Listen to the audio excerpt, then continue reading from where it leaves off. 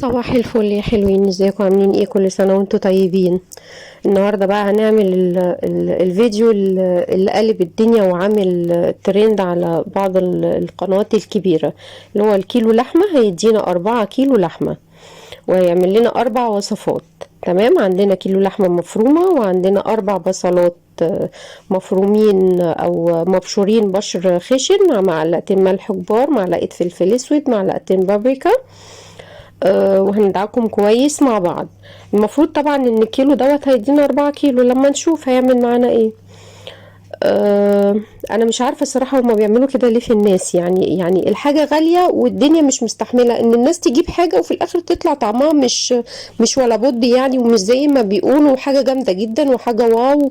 انا قلت لازم اعمله واجربه علشان حرام، يعني الناس مش متحمله ان هي تجيب حاجه والحاجه تبوظ منها، يعني حرام عليهم بجد والله. هما مش حاسين بالدنيا ولا حاسين بالناس حقيقي فعلا. المهم البصل احنا بنقلبه مع التوابل بتاعتنا والبابريكا، وحطينا كمان زودنا عليه كوباية مية وندعكه كويس جدا. وبعد كده هنبقى طبعا غاسلين البرغل كويس جدا جدا، مش منقوع، مغسول بس.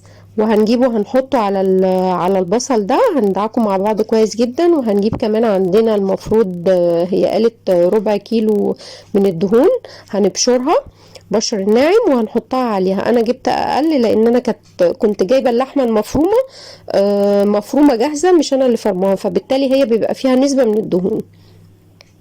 هندعك كله مع بعضه وهنسيبه حوالي نص ساعه علشان الخليط كله يتجانس مع بعضه. وبعد كده هنحط عليه اللحمة. بعد اذنكم يا جماعة، انا بستأذنكم مش اي حاجة الواحد يشوفها يجربها للأسف.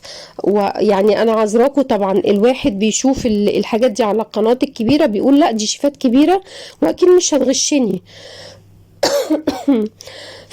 فبالتالي الواحد بيجربها وبيبقى واثق فيهم للأسف يعني. المهم انا سبته نص ساعة وبعد كده هجيب بقى اللحمة المفرومة. انا عندي الطبق طلع صغير فهحطه في طبق كبير وهحط عليه اللحمة المفرومة، هندعكه كويس جدا.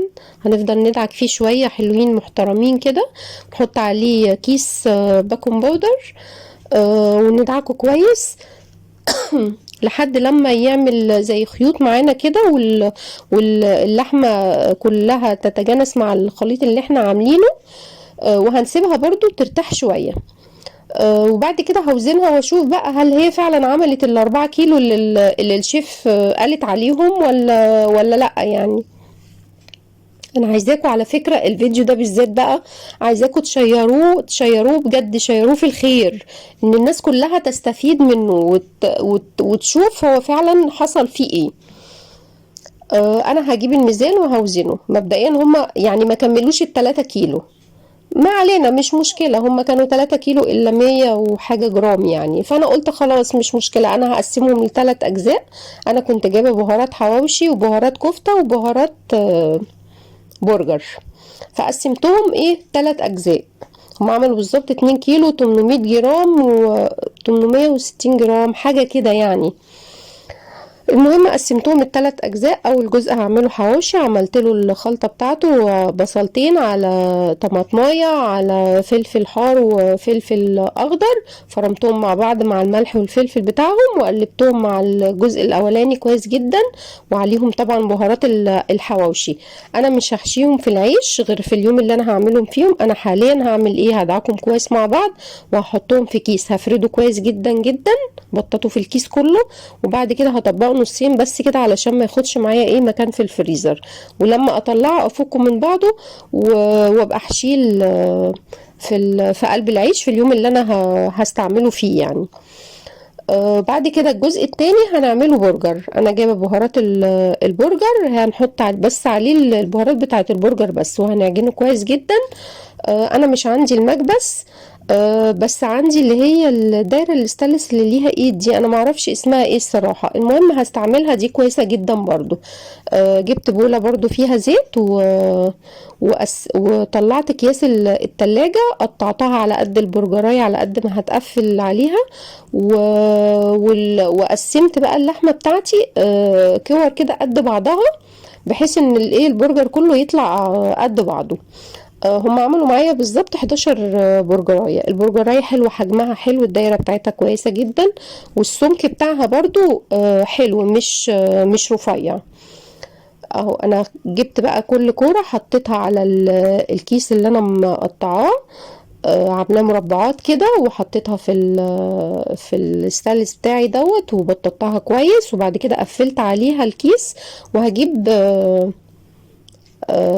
سكينة، هعمل الخطوط اللي هي على البرجراية ديت كأننا عاملينها في المكبس، يعني هتبقى نفس الشكل بالظبط، مش هيبقى فيها اي مشكلة. الجزء الثالث بقى هنعمله الكفتة. زي ما بقول لكم يا جماعة، لو سمحتوا عايزين تعملوا خير بجد بجد، شيروا الفيديو دوت علشان الناس كلها تستفيد، عشان حرام الناس فعلا فعلا عمالة بتتكلم على الفيديو ده جامد جدا، وعمالين يقولوا فعلا ده عملت 4 كيلو وبتاع ومش عارفة ايه بس محدش شاف الطعم عامل ازاي. انا بقى جربت الطعم وهقول لكم عليه كويس.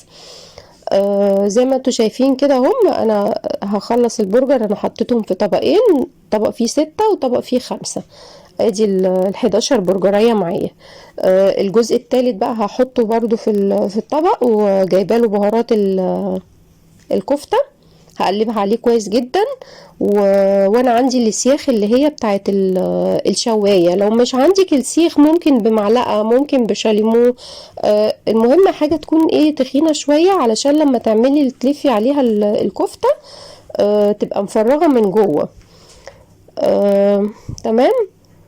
وهنقسمها، هتعملي برضو طبقين كويسين، مش وحشين، يعني على حسب انت عايز تعملي الطبقين بتوعك مرة واحدة، طبق او كل مرة على طبق. يعني اول حاجة طبعا هنحط كيس، ما ينفعش نحط في الطبق كده الكفتة بتاعتنا على طول يعني.